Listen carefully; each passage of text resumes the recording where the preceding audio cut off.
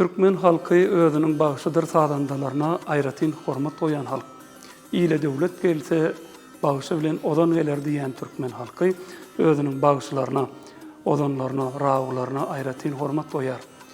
Islenlik türkmen toýlary bagyşydyr sadandasyz geçmeýär. Şeýle eserler türkmen şekillendirişden otunna döretmeklik ören wajypdyr.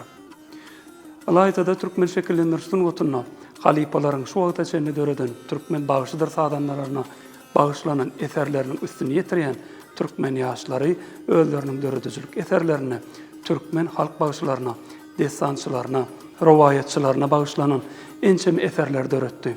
Şol eserleriň hataryna bolsa türkmen şekillendirişden otunna ýaş suratkeşleriň biri, Türkmenistanyň Suratkeşler Birleşmesiniň agdaty Toýly Çopanowyň Gurt Ýakubowa adly eserdir.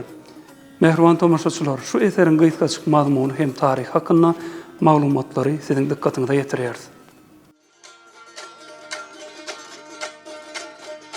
Maralin eyle canin ediliş bu dünyanın goldan aldırdım gül pame turqaytana qaysa bolarım dosyarım men gamhorım men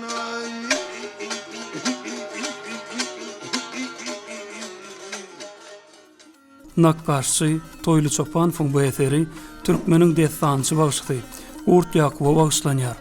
Gadymy penni we ýol öten ýaýlasynyň halk aýdymlaryny halka ýetirmekde görnükli wekil bolan ustad bagyşynyň keşfi eseriň merkezine ornalypdyr. Bagyşynyň töweregini galawlap duran ýaş uly we ýaş kiçi nesli synanyňda halkymyzyň saat hem ses sunuwatyn aşygydyna, sowatly halkdygyna göz ýetirýärsiň. Hakdan içendekin bolan bu bagyşynyň edberligini, onuň daşda töweregindäki destan ýazylan kitaplardan hem görmek bolýar. Ol kitaplar bolsa suratkeş ýöne ýerden şekillendirmedi.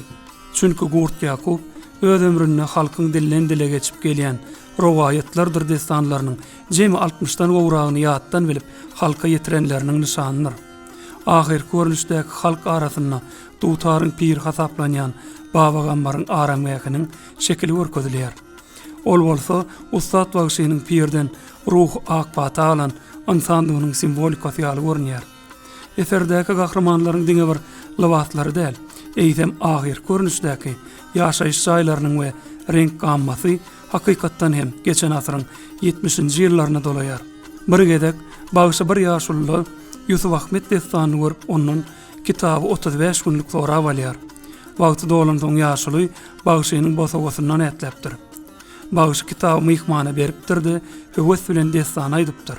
Elhe puz, seniň eňiňdäki adamyň kellesim käbir diýip, Gurt Ýakubowyň päki bilen syýrylyp elmidama ýylmanyp duran kellesini ellep görüpdir. Ol kelle dälide kelle görnüşli türkmeniň hazynasy. Bagyşynyň goloýundaky el kitaply ýaşuly şol wakany ýatlatýar. Eserdäki goza tut we hasyl getiren üzümüň altyn söw ýapraklary güýz paslany dälle bagyşynyň ömrüniň güýdenliginiň nişanydyr.